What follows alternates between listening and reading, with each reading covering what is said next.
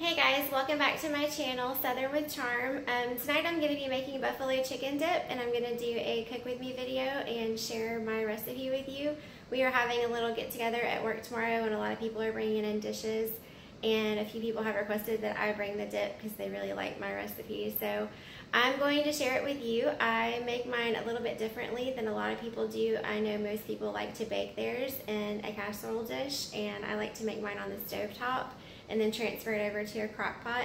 It has like more of a true dip consistency in my opinion when you cook it that way.